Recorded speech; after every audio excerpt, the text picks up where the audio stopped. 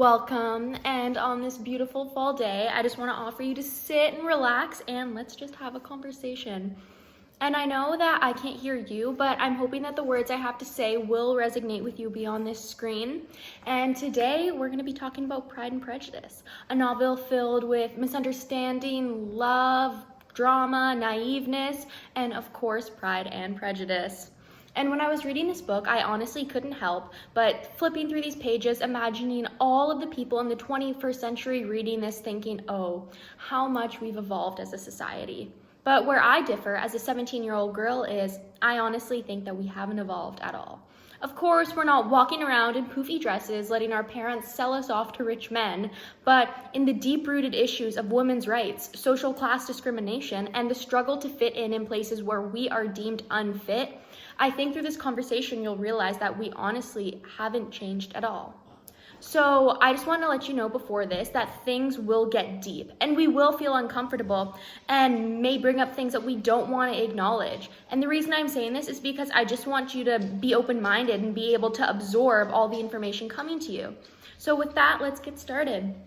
Today, I'm going to be talking to you first about an article by Andrew Palmachuk. And before we get into this article, I just want to let you know who Andrew is as a person.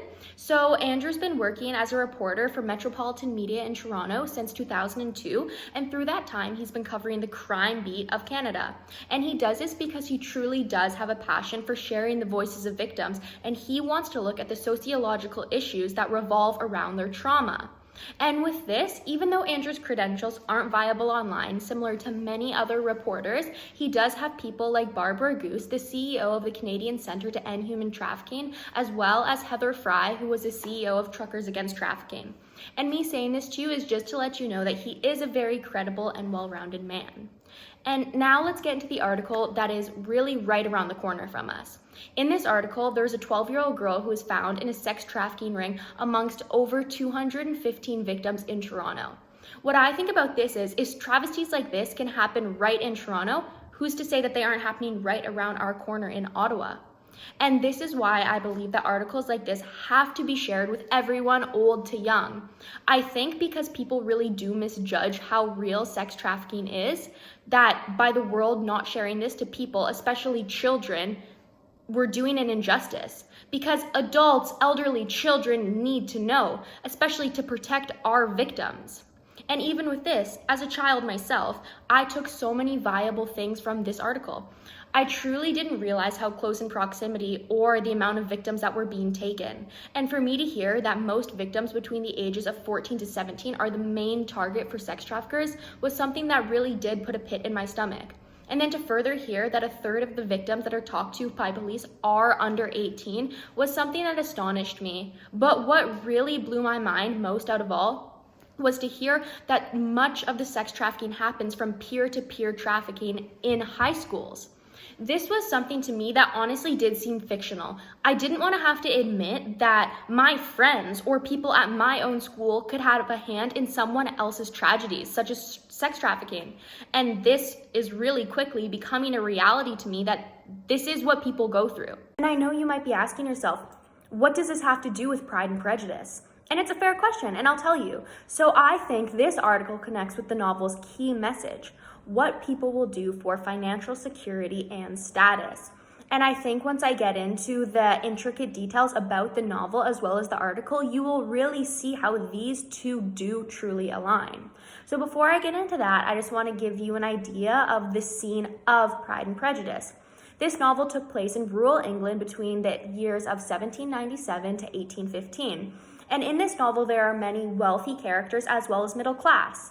And these middle-class families' goal was to marry their daughters off to wealthy men. And this was despite their daughter's age, despite the man's age, or despite his relation to their daughter. So yes, they could in fact be cousins. And so now that I'm hoping you have a picture of what life was looking like back then, I want to talk to you about a conversation between a woman, Mrs. Bennet, and her friend, Mrs. Lucas. These two mothers were talking about their daughter's encounter with the same man, Mr. Bingley. And Miss Bennet says, "Charlotte, you were Bingley's first choice." And Charlotte, whom is Miss Lucas's daughter. Then Miss Lucas responds very grimly, "Yes, but he seemed to like his second better." And Mr. Bingley's second choice was in fact Miss Bennet's daughter, Jane. And in this situation, if we looked at this through a lens of a sex trafficking scenario, this would look like two pimps talking with their sex traffickers about an interaction they had with a client. One sex traffic victim did a lot better than the other. So the pimp scolded the sex traffic worker who did worse.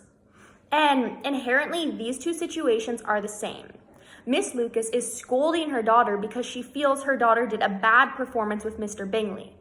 And me saying this, you could think, how does this connect to the message of what people will do for financial security and status?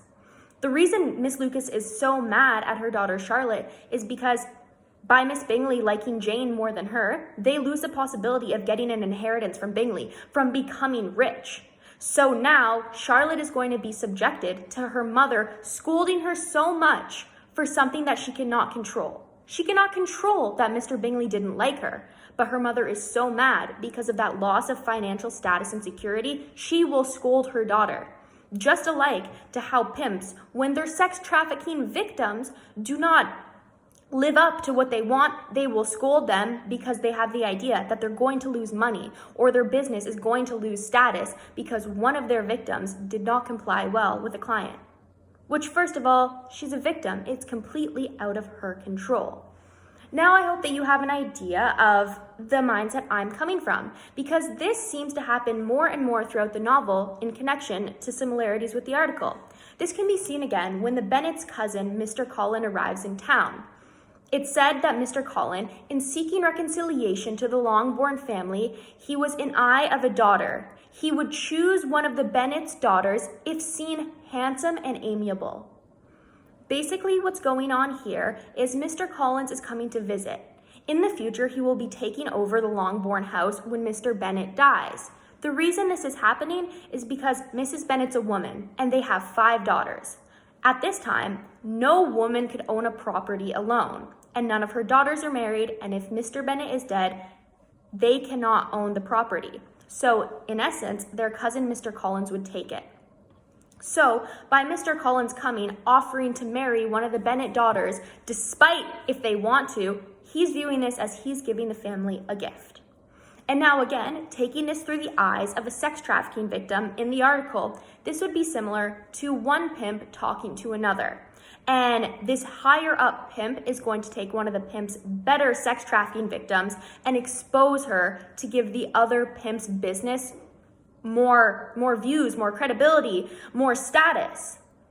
And so if you can't see how the situation from the novel and this example from a sex trafficking lens are connected, I will explain. In the novel, Mrs. Bennet is very similar to a pimp selling his sex worker to another pimp.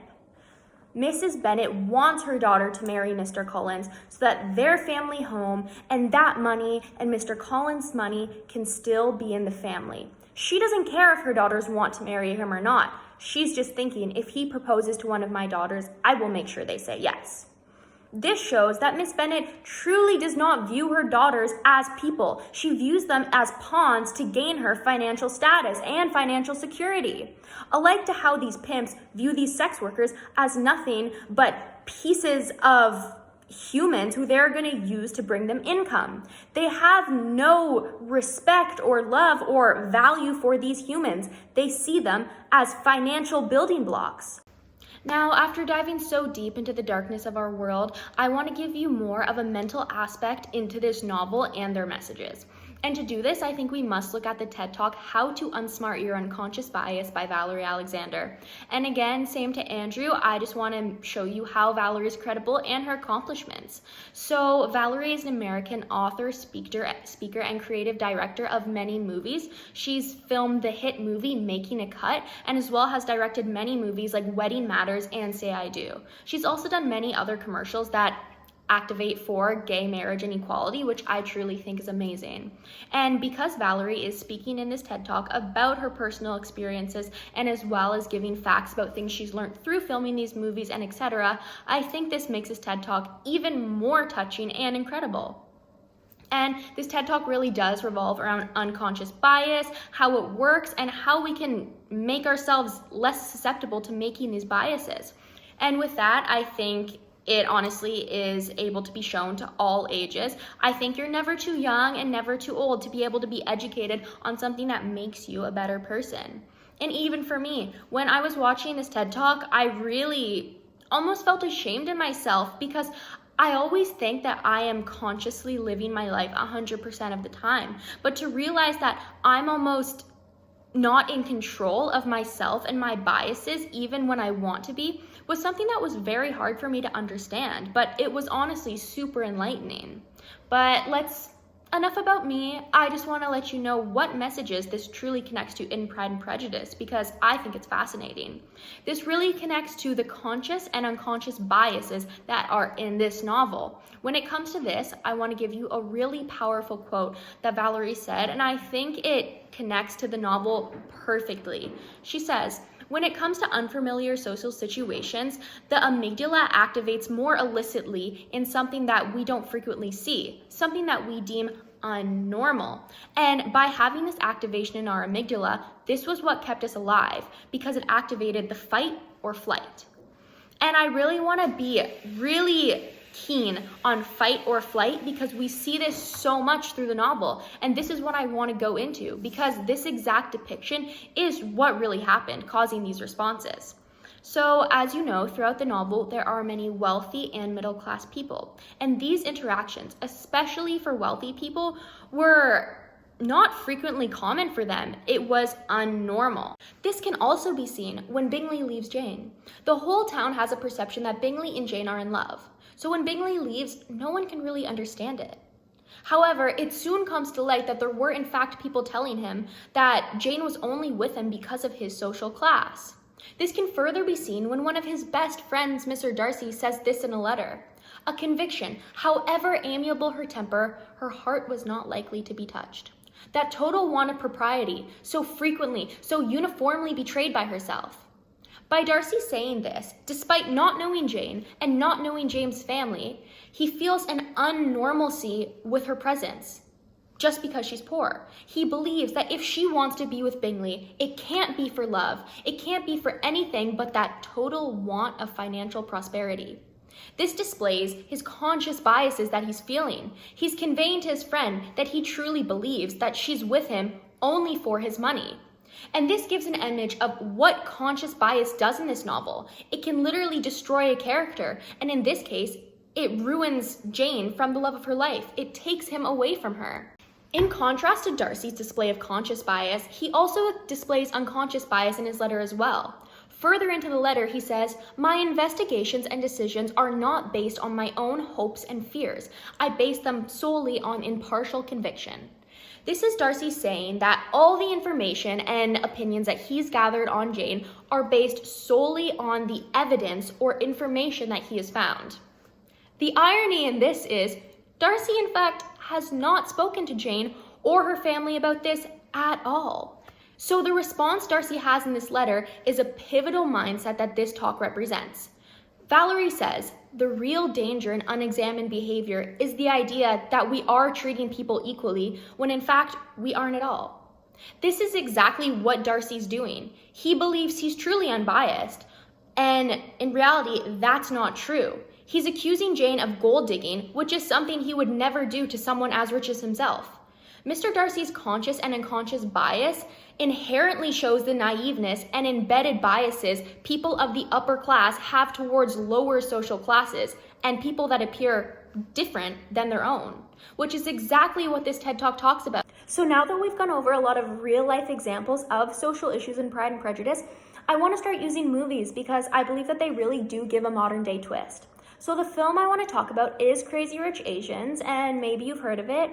And this really does depict the social issues of social class discrimination, as well as a struggle to fit in places where we are inherently deemed unfit. To do this, they use a storyline of Rachel Chu, an average Asian girl who's dating Nick Young, the son of the richest family in Singapore. And the thing is, Rachel doesn't know Nick's rich. So she agrees to go and meet his family, and this is where everything goes south. And to convey all these messages, the film really does like to use humor and unconventional racism, which I want to give some examples of. So for humor, Rachel's friend Peck Ling is a very good conduit to convey this. While they're having a conversation, Peckling wants to describe to Rachel how these wealthy people are seeing her. So she says, "You need to get Eleanor to respect you. Right now, she thinks you're some undeserving, trashy, gold-digging, classless, unrefined banana. When in fact, you're actually a super sophisticated, smart professor of freaking game theory." By Peckling saying this, she's using humor to show Rachel how people view her. And by doing this, it's able to show to the audience how hilarious putting prejudice on people because of their social class is. And as Peckling explained, these people don't actually know Rachel, so their bias is in fact humorous. And this is a really effective way to broadcast a social issue. I honestly feel like most times when people are exposed to prejudice in films, it's portrayed with the connotation of sadness and just hurt. And even though this is very valid, by having a movie who portrays these prejudices as hilarious, it will start to make people believe that when people place prejudice on them, they don't in fact know them. And this film will be able to allow these people that are facing prejudice in real life grasp onto the idea that when Rachel was facing prejudice, these people in fact didn't know her. So if I let these people that are being racist to me, that are fat shaming me, that are placing all these prejudice on me, if I let that get to me and they don't even know me, that's going to be hilarious. And in fact, this will positively reinforce to everyone facing prejudices that these people don't know them. So for me to feel sad about this is funny. I should laugh in their faces because just like Rachel, just like what Peckling said, when in fact, I'm a smart, sophisticated, freaking professor of game theory. By this movie giving the film notions of humor on really sad social issues, it's able to affect their audience positively and help their experiences when facing bullying, discrimination, anything. And in contrast to using humor, I actually want to talk about how this film uses unconventional racism to depict the social issue of the struggle to fit in places where you are deemed unfit. This can be seen in a conversation with Rachel and Nick's mom, Eleanor. Eleanor says to Rachel, "There's a Hookian phrase. It means our kind of people, and you're not our kind." And then Rachel responds, "What? Because I'm not rich? Because I didn't go to some fancy British private school? Because I wasn't born from a wealthy family?" And Eleanor looks at her and says, "No, you're foreign. You're American. And all Americans think about is their own happiness." And the irony of all of this is Rachel is in fact the same ethnicity as Eleanor. The only difference is Rachel was raised in America, which in Eleanor's eyes de-Asians her. And I think by choosing an American to be the one facing social discrimination and the struggle to fit in, it actually is a really positive thing because it's able to show people out of America and Canada how people view white people. And the fact is, I think that many people think it's impossible for someone to be racist towards a white person, but the thing is, we never really do get to see that. And by seeing this here, it actually shows that in many other countries, white people are not idolized. And I think further than this, it also does give a really good representation to choose a white or Western person so that it can show people like me, my family, my friends, other white people, what it feels like to be discluded, to just not be a part of a community. And I think by having a movie that really does, even though Rachel's Asian, she is considered Western, but really does put a white person in a vulnerable state, in a state where they are subject to prejudice and they are subject to social inclusion, I think it really does make sure that everyone in society, no matter if you're white, black, Hispanic, knows what it feels like to be an outcast in society. And I think by this film doing it, it's positive because it makes everyone know that somewhere you will face issues. So why don't we all come together and not feel alone? I now also want to talk about how the different social media platforms do portray the same social issues. Personally, I think through film, they're able to give a lot more light and easier to understand climate, opposed to other platforms like Instagram, Twitter, Snapchat, who tend to take the social issue and show it to everyone at its most vulgar state. And despite that needing to be seen, it's very hard for audiences to relate to them. And this truly does create a further gap between the audience's reality and the social issue. And with that, it becomes harder for a viewer to want or to know how to do better. So through movies, being able to have social issues like prejudice of one's social class and the struggle to fit in places where society says you're unfit be simplified in a movie, it's so much easier for the audience to understand the approach of the issue itself, opposed to vulgar social issues being broadcasted where the audience doesn't even know how to understand it. And I think as well, by using stuff like comedy, it's able to actually teach kids life lessons and show them how to be better, opposed to, again, seeing through social media the vulgar representation of these issues because it drives the audience away. So in essence, I honestly do think that it is a positive thing to have movies to present these social issues because they're able to reach out with you one-to-one and show you the vulgarness, but have other tactics of doing it, like comedy or love or emotion, where I truly do find in social media as Instagram, Snapchat, Twitter, they really do just give you vulgar, raw, but sometimes that just can't connect with viewers. In riding this wave of social issues, I really want to talk about issues in Pride and Prejudice and how they're portrayed in social media now. Something that was very prominent in the novel was women's rights. There was lack of them. Women were viewed as property, were critiqued on everything about them, had to carry themselves with the utmost class at all times. And even though our world still strongly does struggle with women's rights and we are not equal, through social media, there are many outlets that positively embrace women for who they are. One being through Instagram is called Feminist, and it has over 6 million subscribers. And what this account does is it takes things about women that are deemed gross, that people don't want to show because they're afraid of judgment, and they embrace them. One thing is stretch marks, to muffin tops, to body hair, to just a woman being independent and wanting to work while having kids. They take all of those things and embrace them. And it's an outlet for men and women both to support each other, to be like, listen, I'm sorry that this is what you went through and I'm going to bring you up. Through social media like this, it's able to set a pathway for our future.